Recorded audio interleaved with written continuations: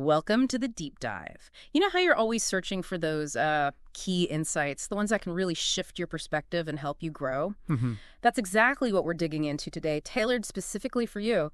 You shared some compelling material, and Victor Lung's article, The Power of Writing Continuous Improvement, it really stood out. It did, yeah. You're keen on getting right to the core, of what drives personal progress without getting too bogged down in endless theories. Absolutely.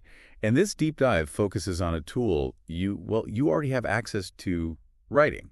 We're going to unpack how the simple act of putting your thoughts into words can be a surprisingly powerful engine for self-improvement and building resilience. Okay.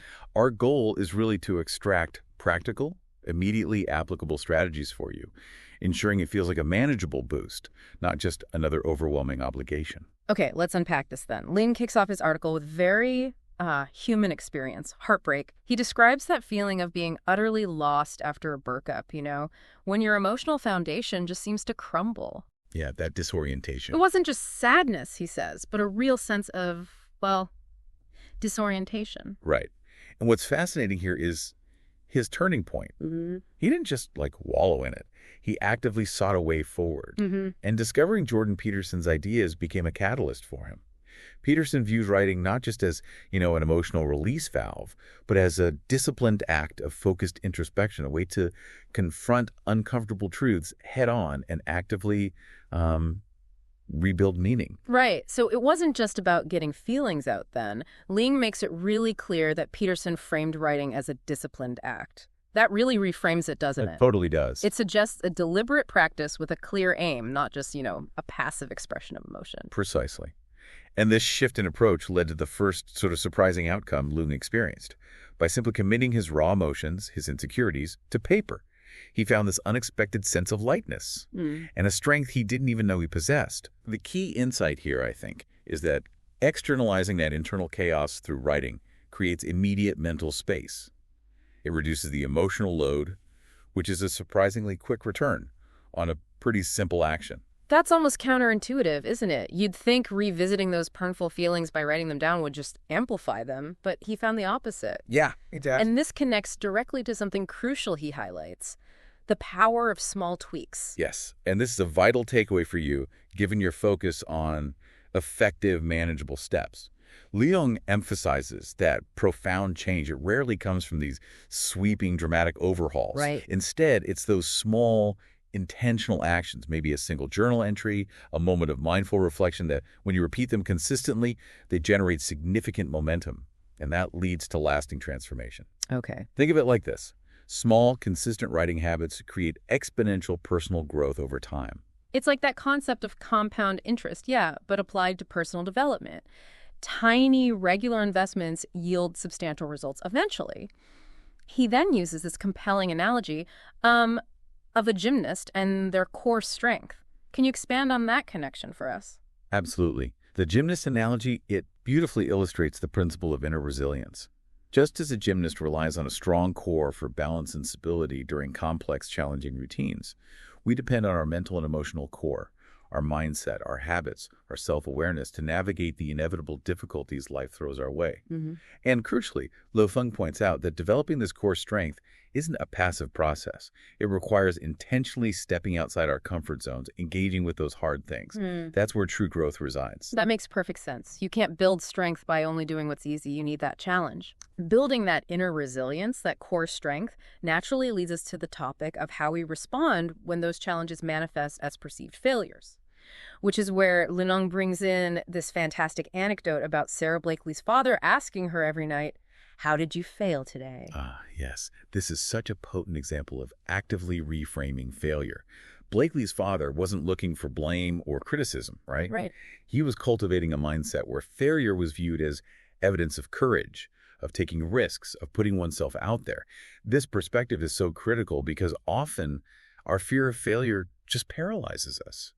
It prevents us from even attempting the very things that could lead to significant progress. Absolutely. It cultivates what people call a growth mindset, where setbacks aren't seen as final verdicts, but as valuable learning opportunities. Lung then shifts our attention inward, delving into the limiting beliefs we all carry. Yes, and what's particularly insightful here is the recognition that often The most significant obstacles we face aren't external circumstances at all. They're the negative narratives we construct within our own minds. These internal stories, I'm not good enough, I'm bound to fail. The ones that are frequently rooted in fear rather than objective reality.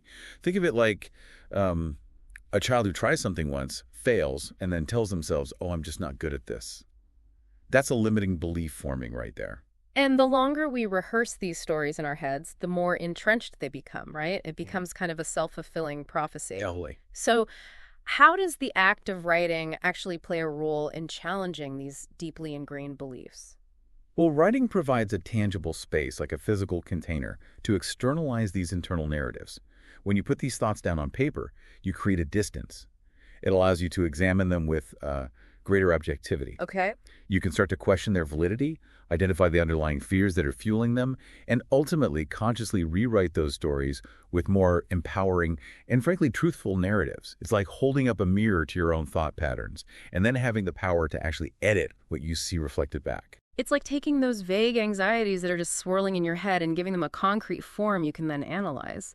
Lung then uses another really vivid analogy about emergency situations and how people sometimes cling to familiar escape routes even when they're clearly not working. How does this relate to our emotional lives and our patterns? Yeah, that analogy brilliantly highlights our human tendency to cling to familiar patterns and beliefs, even when those patterns are causing us distress or actively hindering our growth. In moments of emotional crisis, we might automatically revert to old coping mechanisms or hold on to outdated beliefs about ourselves simply because they feel safe and familiar. Even if they're not helping. Exactly. Even if they're ultimately ineffective in resolving the situation. It's the known, even if it's a bad known. So writing becomes a tool to see those ineffective patterns more clearly and, crucially, to envision alternative paths forward, new ways of responding to challenges. It's about cultivating adaptability and mental flexibility. That's exactly right. And these aren't just, anecdotal observations or nice ideas. Leung touches on the groundbreaking work of James Pennebaker, whose research provides a really robust scientific foundation for the numerous benefits of expressive writing. What aspects of Pennebaker's findings resonated most with you? Well, the sheer scope of the positive effects is just remarkable. Reduced anxiety, improved immune function, even stronger relationships.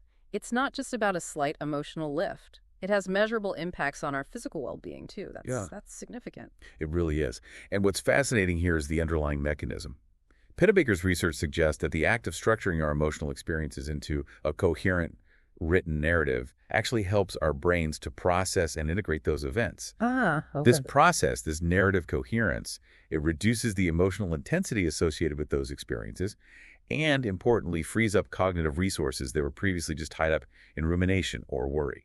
And that connects directly with Leung's personal journey after his breakup, doesn't it? He shares that through writing, he was actively reclaiming his voice and rewriting his narrative. It wasn't just about healing from the pain. It was about consciously shaping the next chapter of his life. Precisely. And that's the empowering message for you, for anyone listening as well. You possess the agency to shape your own narrative, to actively choose what comes next.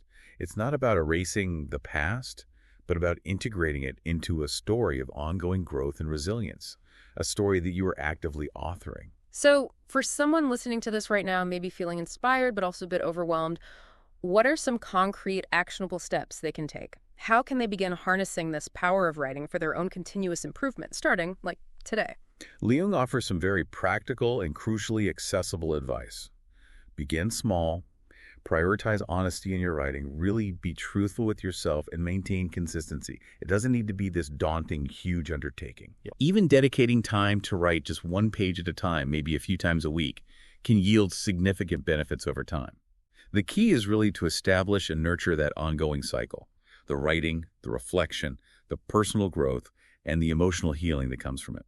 So to kind of summarize our deep dive into Leung's insights, tailored for you, we've explored how writing, maybe born from a personal challenge, can evolve into this really potent tool for self-confrontation and rebuilding.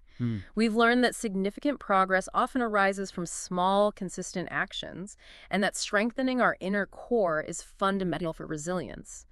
We examined the transformative power of reframing failure, challenging our deeply held limiting beliefs, and developing greater adaptability when we face emotional challenges. Yeah, and we also touched on the scientific evidence supporting the tangible benefits of expressive writing Right, the Pennebaker stuff. and the incredibly empowering act of reclaiming our personal narrative. Exactly. It's about recognizing that the pen, or, the keyboard, offers you a direct pathway to deeper self-understanding and the active creation of the person you aspire to be. Well said. So here's a final thought for you to consider. Think about that one story you've been telling yourself, the one that maybe whispers doubts or limitations in your ear.